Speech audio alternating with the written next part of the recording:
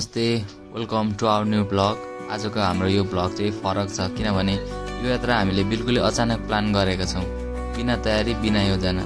अहिले राति 7-8 बजिसक्यो होला। हामी चाहिँ काठमाडौँबाट चाहिँ 5 बजे नै हिँडेका थियौँ र हामी काठमाडौँबाट हलेसी खोटाङतर्फ यात्रा सुरु गर्दैछौँ।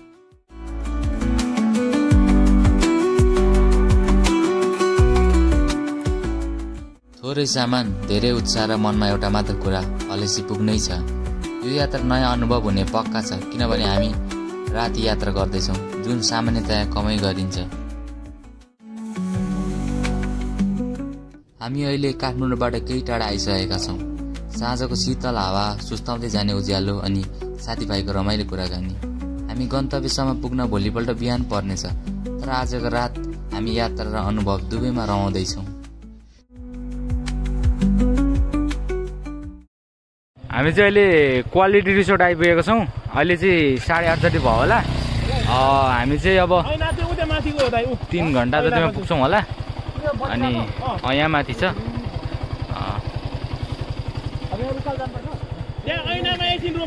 यो चाहिँ पुरै डुब्या थियो है एकचोटि, होइन? त्यतापट्टि सुनकोशी नदी छ। अहिले हामी मूलकोटमा छौँ, बाटो खाली छ। सो हामी अब यहाँबाट फेरि उकालो लाग्छौँ। जाउँ। यात्रा सुरु भएको छ, रातको झिलिमिली बीच नयाँ अनुभव र इनर्जीसँग। भोलिपल्ट बिहान हामी हलेसी पुग्ने योजना छ। यहाँको मन्दिर दर्शन, प्राकृतिक सौन्दर्य अनि स्थानीय संस्कृति एक्सप्लोर गर्नेछौँ। त्यसैले हाम्रो ब्लग सब्सक्राइब गर्न नबिर्सनुहोला। यात्रा अझ रोमाञ्चक हुँदै जानेछ।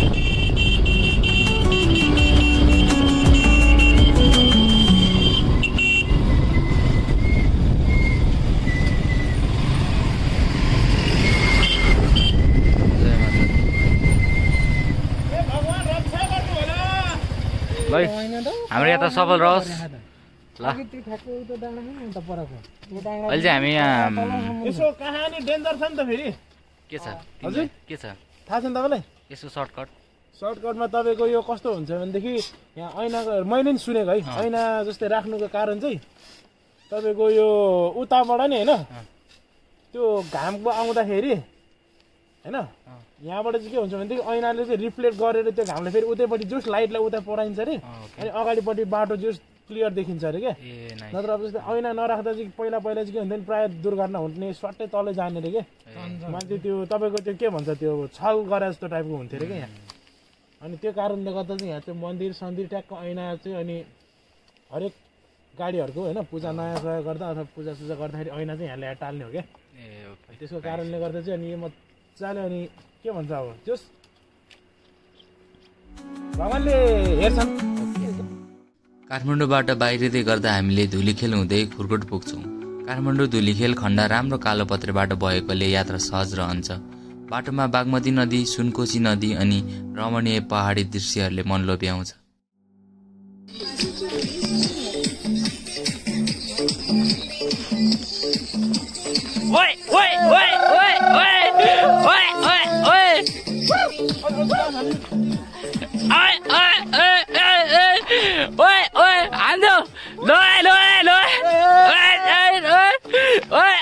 खुरकोट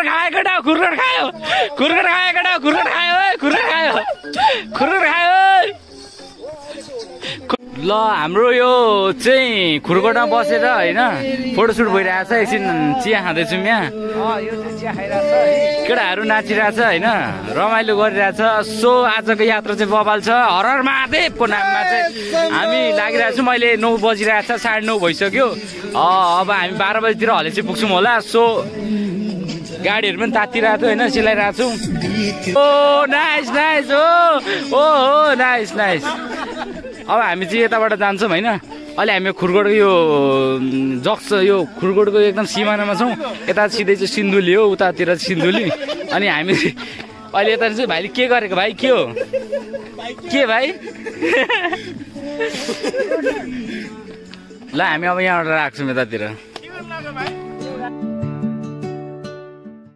तर खुरकोट पुगेपछि भने यात्रा केही चुनौतीपूर्ण हुन थाल्छ। खुरकोटबाट घुर्मी जाँदा बाटो उकालो छ, तर मुख्य सडक भएकाले यो खण्डमा यात्रा केही सहज रहन्छ।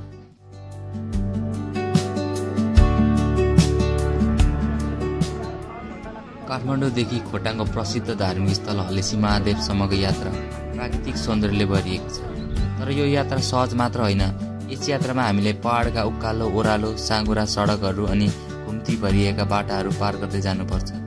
यो यात्रामा आउने भौगोलिक विविधता, वातावरणीय परिवर्तन अनि बाटाको चुनौतीहरू थुप्रै रहेका छन्।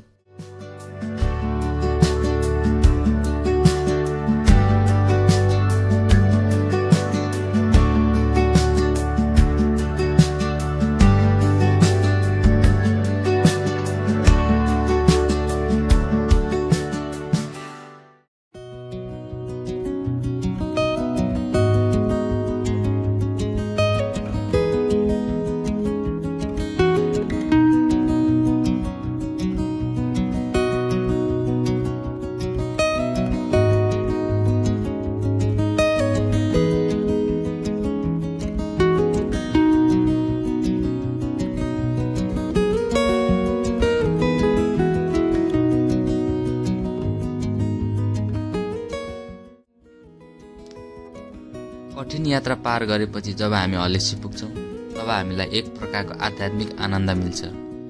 हलेसी महादेवको मन्दिर धार्मिक रूपमा अत्यन्त पवित्र स्थल हो, जहाँ हिन्दू र बौद्ध धर्मावलम्बीहरूको गहिरो आस्था छ।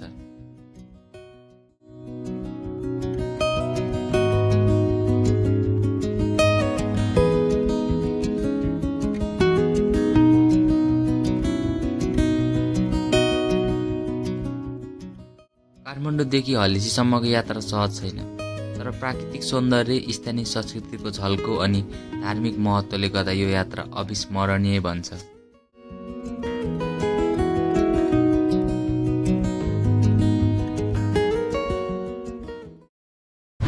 फाइनली हामी आइपुग्यौँ हाम्रो डेस्टिनेसन होइन, हलेसी मन्दिर यहाँ भयो।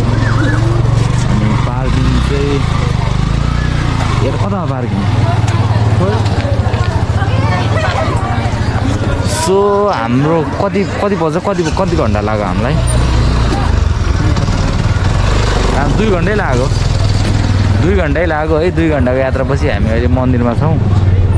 यो चाहिँ पार्किङ एरिया, यहाँ नअटेको चाहिँ यतातिर। अब हामी दर्शन गर्छौँ यहाँ। उस्तै भयो त यो त।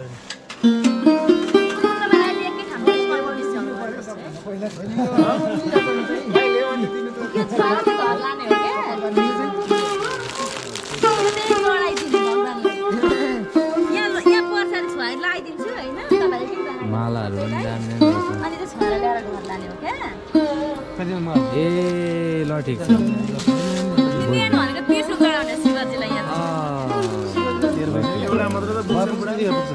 सबै एउटै हो नि। ल हामी यहाँबाट मन्दिर छ, यहाँबाट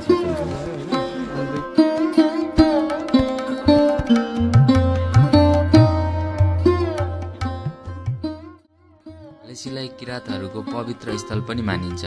यहाँ रहेको गुफा, शिवलिङ्ग अनि वरपरको वातावरणले यात्राको सम्पूर्ण थकान हटाइन्छ। यहाँको शान्त वातावरण, धार्मिक भाव अनि प्राकृतिक सौन्दर्यले हरेक यात्रीहरूलाई आनन्दित बनाउँछ।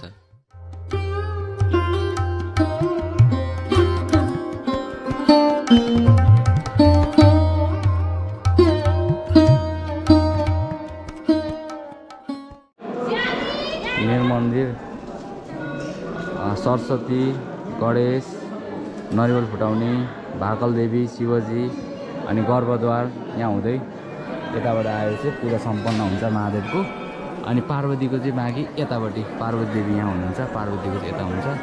अनि यहाँबाट यसरी बाहिर निस्किने गरियो।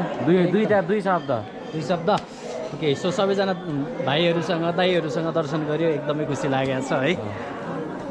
तिम्रो 2 शब्द? आज एकदम सोचे भन्दा खतरा रहेछ होइन, बबाल रहेछ। ओके, दामी लाग्यो। तर ल भाइको 2 शब्द के लाग्यो? सक्यो नि त। कोही कोही बेला यसरी दर्शन गर्न जानुपर्छ, आउनुपर्छ होइन। कतातिर के कसो सबै चिज यसो बुझ्नुपर्छ। सधैँ डुलेर बसेर मात्र भएन क्या। भाइको 2 शब्द? एकदम सत्य तथ्य जस्तै देखिन्छ यो चाहिँ महादेव हजुर। स्वरूपदेखि लिएर यो हरेक छ नि, यो चाहिँ एकदम यो चाहिँ एउटा सत चाहिँ छ कि जस्तो अनुभव हुन्छ यहाँ आउनुभयो भने यहाँ सबैजना आएर दर्शन गरिदिनु होला आफ्नो देशमा भएको परम्परालाई जगेर्ना गरेर आफ्नो धर्मलाई जगेर्ना गरेर राख्नुपर्ने हुन्छ सबैजना आएर दर्शन गरिदिनु होला हस् त थ्याङ्क यू दादा मेरो भाइ के छ 2 शब्द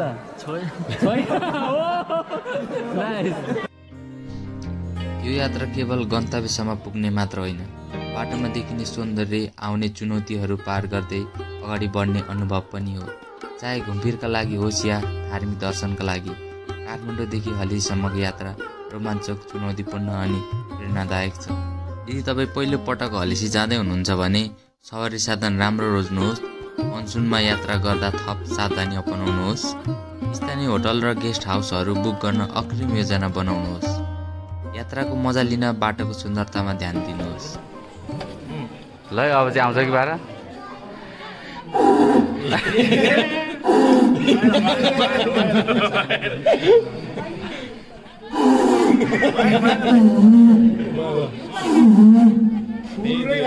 बाह्र पारा आयो यहाँ हामी मतवालीले भने पाउने कतिको हान्छ त्यसमा पो भर पर्छ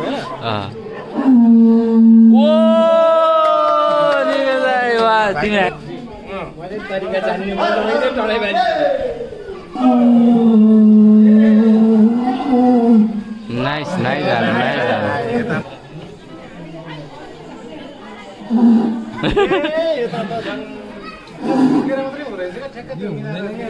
कहिलेसँग त पुगेको छैन कि पुग्ने हो त्यहाँ तर मिलाएर कता पुग्नुपर्छ नि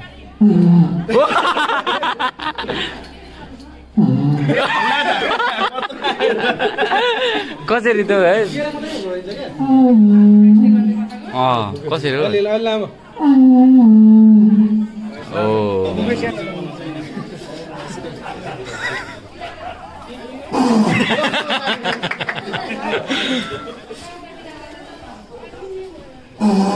भएन